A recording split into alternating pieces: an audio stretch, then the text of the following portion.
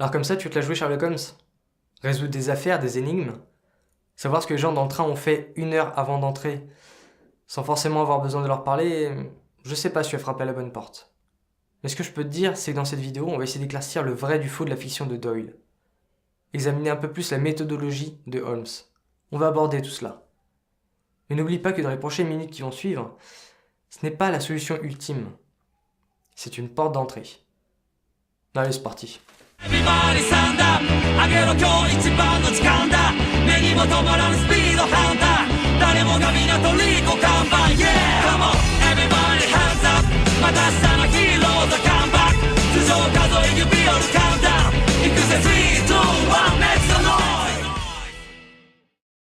Holmes a un raisonnement que l'on peut qualifier de principalement abductif, ce qui l'amène à observer, trouver des indices, faire des connexions entre ceux-ci, puis à formuler l'hypothèse la plus probante par élimination de toutes celles possibles.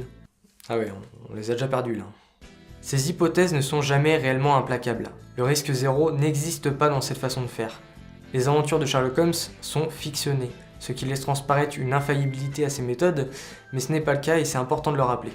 Sherlock est un observateur aguerri, il se base sur des statistiques et des connaissances solides. Il ne sort pas les hypothèses de sa casquette. Voyons un petit exemple d'observation et de connaissance. Que voyez-vous sur l'image de gauche et sur l'image de droite? Si vous avez répondu à un sourire dans les deux cas, c'est que vous n'avez pas la connaissance, l'observation ou les deux. Un observateur avec des connaissances vous dirait que l'image de gauche est un vrai sourire, contrairement à l'image de droite qui, elle, est un faux sourire. Les yeux se fermant, gencives plus apparentes, rides du sourire bien plus marquées, tout ce qu'il n'y a pas sur la deuxième photo.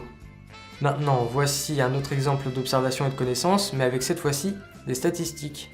Que voyez-vous sur cette image? Si vous me répondez à un homme assis à une table en regardant son téléphone et une tasse à la main, ce n'est pas ce que dirait un observateur aguerri. Ce qu'il fallait observer, c'est qu'il tient la source principale de son attention dans la main droite, et sa tasse qui demande moins de concentration dans sa main gauche. Il est donc probablement droitier. L'image a peut-être été retournée, me diriez-vous. Très bien, alors regardez sa montre. La molette de réglage est située à droite de celle-ci, comme sur la majorité des montres, puisque 85 à 90% de la population est droitière, ce qui laisse à penser que l'image n'a pas été retournée. Le sujet porte donc sa montre au poignet gauche, comme la majorité des droitiers et certains gauchers de par une norme sociale et un phénomène de mimétisme. Voilà la différence de résultat entre quelqu'un qui observe et assimile les informations qu'on lui donne et celui qui cherche l'information en ayant des bases de connaissances. Il trouve les infos, les rassemble, les croise entre elles et aboutit à l'hypothèse la plus logique.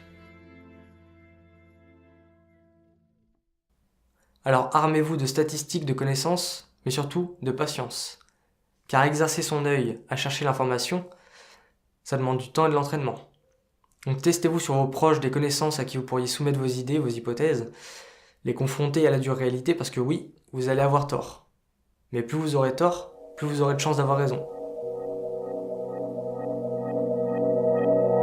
Oh et évitez de scruter les gens que vous connaissez pas. C'est pas que ça me gêne que vous preniez une injonction d'éloignement, mais j'aimerais pas que ça me retombe dessus.